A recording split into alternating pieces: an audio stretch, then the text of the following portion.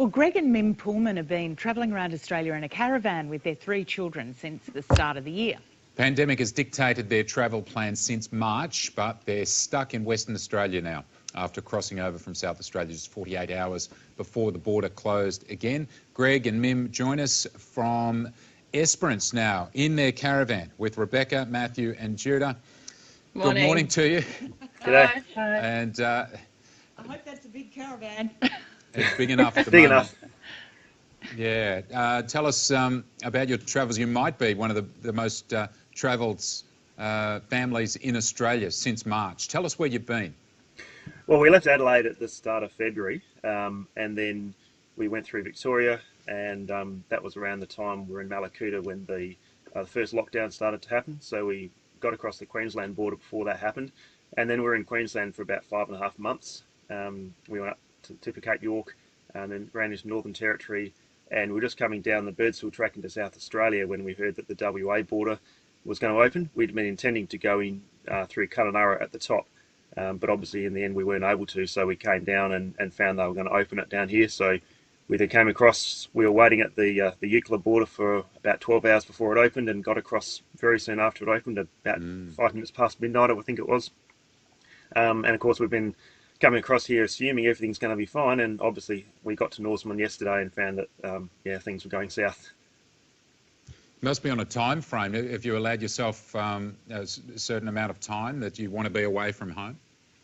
Yeah, we're intending at this stage to probably be back to Adelaide early in January. I guess it's going to have to be a matter of how things go with that, because obviously we hadn't anticipated this, but that was the intention, to roughly do it for the whole of 2020. Okay, and well, what are you going to do now? You're in Esperance, and I guess there are restrictions. What are those restrictions? Well, last night we were told that we were able to stay at this footy club with the whole group of caravanners in the same situation. But then later on, or 2 hours later, we were told this isn't a good situation and you have to find a different alternative, either go back home or find somewhere that you can fund yourself, but in an isolated situation where you can be on your own. So we made a few phone calls, and thanks to my mum and dad who are in Perth, they're going to vacate their house. Thanks, mum and dad. And they will live in their camper van for the 2 weeks that we need to isolate. So that's a great outcome for us, and hopefully some of the other caravanners are able to do something similar. So how does that work with authorities keeping an eye on what people are doing? You're going to head from Esperance up to Perth, and you have to check in, or how does it all work practically? Yeah, we basically just have to let them know our intended address and contact details of who we're staying with, and any other details of people delivering food to us if that's the way we go, or any other details. Yeah, that's pretty much it. And we're allowed to make a few stops along the way, just being safe from other people. Yep.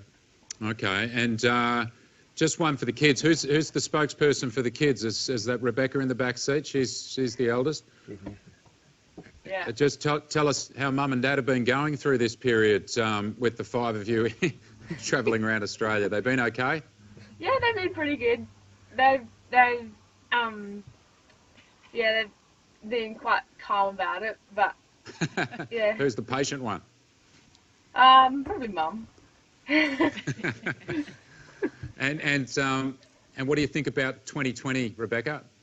With your brothers and your mum and dad, it's been such a difficult time, but you've had a unique journey around Australia.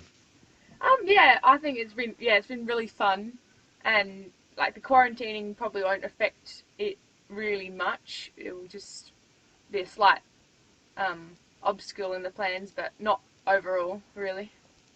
Yeah. Yeah. And Matthew or Judah, how have you been able to spend your time when there's nothing else to do? Most kids complain that they get too bored and they don't know what to do. How do you spend your time?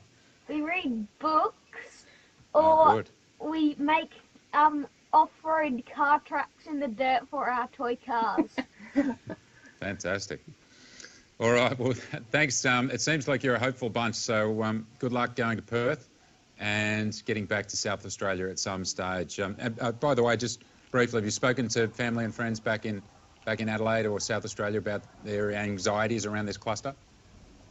Oh, about the virus itself? No, not really. No, I guess our attentions have probably been a bit distracted on what's been happening here because, of course, the plans have been changing.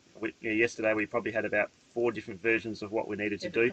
Yeah, so we're having to keep on updating our plans and working out what we were going to be doing. So our thoughts are with everyone at home, but unfortunately we haven't actually got in touch with them to make sure they're okay. So hopefully we'll be doing that today. Now our plans are a bit more settled. Okay, well, travel safely and best wishes from us. No worries. Thank you. Thank you. Bye. That looks like a lot of fun. Could you imagine doing that with your 3 boys? Yes, I can, and I'm imagining a different prospect. And a different answer from the boys when they're asked? But I am told that by families that do travel long distances around Australia. Hey guys, thank you so much. That was great. Thank you very much for your time. To the, Great. Thanks very much. Thank you. Band. So, yes, thanks for their time. And also, you know, if your situation is unclear in Western Australia, anywhere around Australia, you need to seek the best advice. I think that some clarity really helps.